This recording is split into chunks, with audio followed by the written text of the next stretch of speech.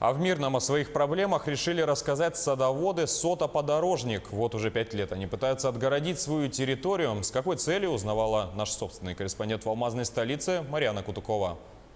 Пока другие дачники ждут воду на участках подорожника, это уже давно разрешенная проблема. Вода есть круглые сутки, без перебоев до конца дачного сезона. У нас, вот, допустим, 2000 взносы целевого назначения и членские 2000. В общей сложности 4000. Это все входит сюда, да. Вот вывоз мусора, там ремонт, допустим, какой-то производим, вода.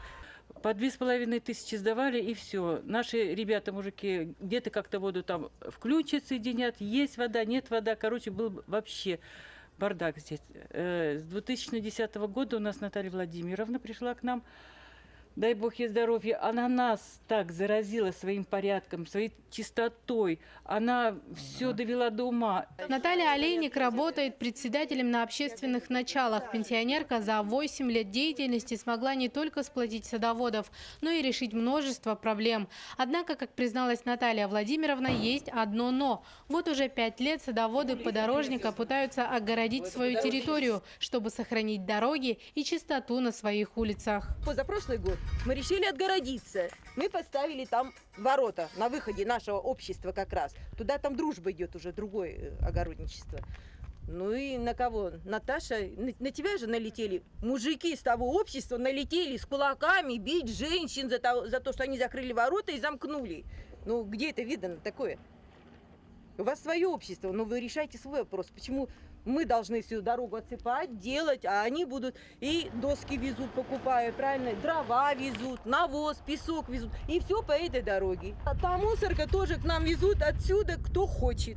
Тоже и от Басанцова везут, и Дружба везет, туда все высыпают. Всю землю сейчас передали администрации города, и мы вот просим, чтобы нам помогли, потому что чисто финансово это очень дорого, это очень затратно. Мы когда выясняли, это в пределах, ну, где-то 600-700 тысяч.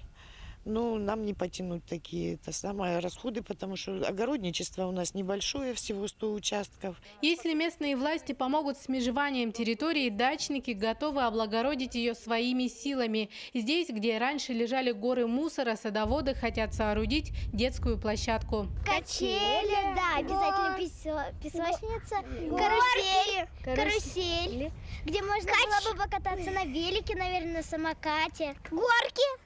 Пока вопрос с межеванием подорожника решается не первый год, дети вынуждены играть где попало и гулять по улицам, которые не умолкают от потока транспорта. Марьяна Кутукова, Евгений Тайтонов, Мирный.